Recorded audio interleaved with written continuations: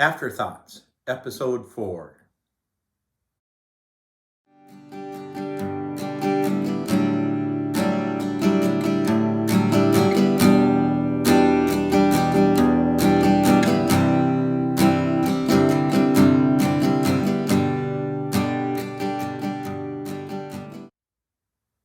Hi, welcome to Afterthoughts. I'm your host, Paul Steele. I'm the pastor at Bethlehem Church in Austin, Minnesota. Afterthoughts is the podcast of Bethlehem Church where we talk about things that are relevant to the Sunday sermon, whether it's questions that come up or additional information. Now, this past Sunday and the next 3 Sundays, the outreach coordinator here at Bethlehem Church, Dan Mueller, is doing a sermon series on the life of Peter. This past Sunday, he talked about the transformation of identity that Peter experienced during his time with Jesus. And that got me to thinking about identity. One of the common questions I think that people have is this question of, who am I? We want to know why we're here, the purpose of our lives. Who am I? In a sense, our life is this journey of self-discovery, trying to figure out our place in this world. One of the ways that our identity is formed, and I think it may be the most powerful way that our identity is formed, is through our family. Because of the influence our parents have since our really conception, it plays a huge role in our lives. So the influence of our mom and our dad and our brothers and our sisters, and even if they play a part in our lives, our extended family, that whole family system plays a part in forming our identity, in forming the value that we have about ourselves, our perception of the world around us.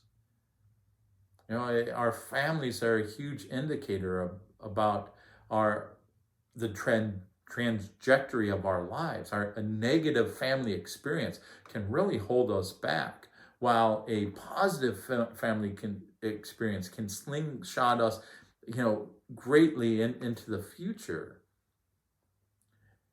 A second way that our identities are formed is through the talents and the skills and even the things that we enjoy, our personality. So as we begin to discover those things that we do well, those things that we enjoy, the things that we kind of gravitate towards, that begins to shape who we are and how we see ourselves. If we find out like, hey, I have some musical ability here, or I have some athletic ability, or if I draw well, or if I enjoy doing this, putting things together, like playing with Legos and creating and having those types of things, that begins to shape who we are. The TV shows and the movies and the books and the stories that we like, even when we're little, begins to shape who we are and the value that we have, the perception that we have of the world around us. Another really big formation of our identity happens through school. That our time in school is one of those things that we start to get put into cliques and start to have these friendships that we form, and we get labeled like with jock or musician or drama geek or nerd or this or that, and that forms our identity. It gives us a sense of, well, this is who I am. This is where I fit in with. These are the people I hang out with. As we grow older, another way that our identity is formed is through our jobs, our careers. So when somebody asks us what we do, we say, hey, this is who I am. This is what I do for a living. And we can get a sense of value or self-worth through the job that we have. Now, there was a time back in 2006 where I spent 6 months in Iowa City, actually in Coraville, baking bagels at a Brugger's Bagels. And I have to admit that one of the lessons that I learned there was about my identity, because during my time baking bagels, I struggled because here I was doing this minimum wage type of job rather than doing what I went to school for. And my sense of self-worth during that time was just like this. And so what we do, the job that we're able to hold or to find, that plays a part in forming our identity as well. So all these things become factors in how we see ourselves, how we see the world, the identity that we have about ourselves. Now, these are all very important, and they're real things, right? They really do shape our identities, shape our perceptions, shape our self-worth. And we have to recognize this. These are not little things. No, they weigh heavily on us. They are primary in shaping our perception of ourselves, of our identity, how we would answer this question, who am I? As people who follow Jesus, we can't just leave it there though, right? We can't just let the world's standard become the way that we see the world, even see ourselves. We have to take it back to what God says, to God's word. And there are a lot of different passages, many different passages in the Bible that deal with our identity, deal with how we should be seeing ourselves and the value that we have. But I want to pick out just 3 of them. And the first one is found way at the beginning of the Bible. And it's one that if you're hanging around Bethlehem, I come back to time and time again because I think it is crucial for us to remember. And that's Genesis chapter 1, verses 26 through 27. Genesis chapter 1, verses 26 and 27. Then God said, let us make human beings in our image to be like us.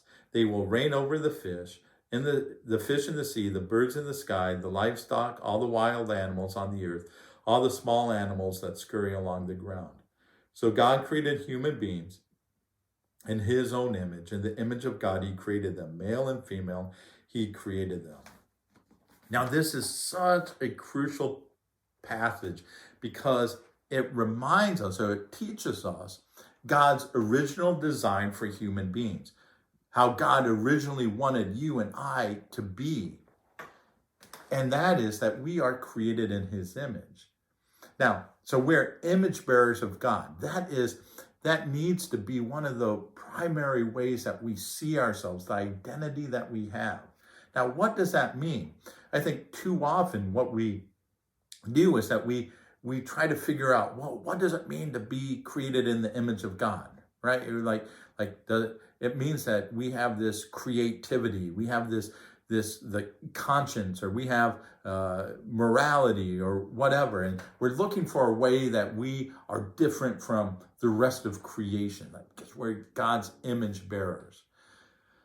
And we miss out on what this really means. Like bearing the image of God means that he created us to represent him in this world. Right away there in verse 6, 26, he says, let us make human beings in our image to be like us. They will reign over. So you see right there that God created us to be like him, to be in his image for the purpose of co-ruling or reigning over this creation. That was God's original plan. We are God's image bearers in the fact that we represent him in this world. So I like to say that we demonstrate God's character. We represent God by demonstrating his character. We represent God by demonstrating his character, living out the character that God has, his love, his mercy, his wisdom, his forgiveness. That's why we need to be connected with God. And we're not very effective in ruling over this world, right? Because that connection that we have with God, that source of God's wisdom and his love and his grace that we should have with God has been severed because of sin. But don't despair, because the next reminder that we have about our identity helps us see what God has done for us. So 2 Corinthians chapter 5, verses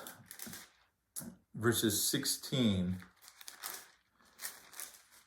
and 17. 2 Corinthians chapter 5, verses 16 and 17. So we have stopped evaluating others from a human point of view. At one time, we thought of Christ merely from a human point of view. How differently we know him now. This means that anyone who belongs to Christ has become a new person. The old life is gone. A new life has begun. So one of the things that Paul reminds us here is that we can't evaluate others. We can't evaluate even ourselves from a worldly point of view, from the standards of the world. Right? Because if we do, we're going to come to the wrong conclusions about things. So what Paul says, we need to stop doing that. And the reality is that when we are with Jesus, when we're in Jesus, when we have surrendered to Jesus and through confession and through forgiveness and through baptism, and put our faith and our trust in Jesus, we are in Jesus. He has made us new people, new creations. He's working to reestablish this connection that we have with God so that we can live out God's wisdom and mercy and forgiveness and love and grace in this world. So we can evaluate things not merely from the world standard, but rather from God's standard. We can see things the way that God sees them. We're part of God's new creation, part of what God is doing to restore his good creation to the way that he originally intended for it to be. So our identity is that we are created in the image of God. We are image bearers of God. Our identity is that we are not merely of this world, but we are part of God's new creation. We are new people because of Jesus. And that brings us to the third point here of remembering what God says about our identity. 1 Peter chapter 2, verses 9 and 10. He says, "But you are not like that, for you are a chosen people. You are royal priests, a holy nation, God's very own possession. As a result, you can show others the goodness of God, for he called you out of darkness into his wonderful light. Once you had no identity as a people, now you are God's people. Once you received no mercy, now you have received God's mercy." So Peter here says that you know who you are, you know what your identity is. You are God's chosen people. That's who you are. because of Jesus, this has changed. You used to be nobodies. You used to have no identity as a people, but now that's changed. Now you are God's people. That's who you are. He says you are royal priests. Right? We are in the lineage of Jesus, created in God's image to rule with him. So we're royalty. And part of this means that we have this job of priests, of connecting the world or people with God. We stand in that gap for people, on the behalf of people for God, and on the behalf of God to the rest of the world. That's the job that we have, that he has given to us. He says that we are a holy nation, that we are set apart for this purpose. And see what he says there too? So as a result, you can show others the goodness of God, right? We are God's image bearers. We represent him in this world. That's what we're called to do. This is who we are. We are image bearers of God. We are new people, and we are God's chosen people. And that means all those things together, because there's that common thread, that common theme that runs through all of that. That means that we have this responsibility of representing God in this world, of acting through his wisdom, through his love, through his mercy and grace and goodness. That's what we're called to do. So here's our challenge in all of this. So we have these real factors that form our identity, our family, our talents, our school, and our relationships, and all of that forms our identity. And this reality of God saying, no, this is my original intention for you. You're to bear my image. And Jesus has come to save you, to bring you back so that you can be new people, so that you can be my chosen people. And you can continue to represent me well. So our challenge here is to live within these realities of being image bearers, of being new persons, of being God's chosen people, even when they don't feel real. One of the struggles that we have as we follow Jesus is the fact that these things, they don't feel real to us at times. They feel so very far away from our reality. And we have to put what seems to be real and live in the reality and the truth of what Jesus is telling us, what God declares in his word. That this is who we truly are. Even when we feel like a mess, even when we struggle with sin, yeah, we're still these new people. We're still a new creation. Even when we feel isolated and alone, no, we're still part of God's chosen people. That's who we are. And so we live in that reality. And we declare that to be truth, even when everything around us and everything that we're feeling seems to say, no, that's not true. So that's a challenge for us to declare, hey, this is true. And what I'm feeling, what I'm experiencing in this moment is not true. And then the second challenge that we have is then how do we apply these to our lives? Because these three realities of being image bearers of God, of being new persons, of being God's chosen people, that applies to everyone who follows Jesus. I mean, the image bearer thing really applies to everyone, every person, every human being. But being new persons and being God's chosen people, that applies to everyone who is a Christian, everyone who follows Jesus.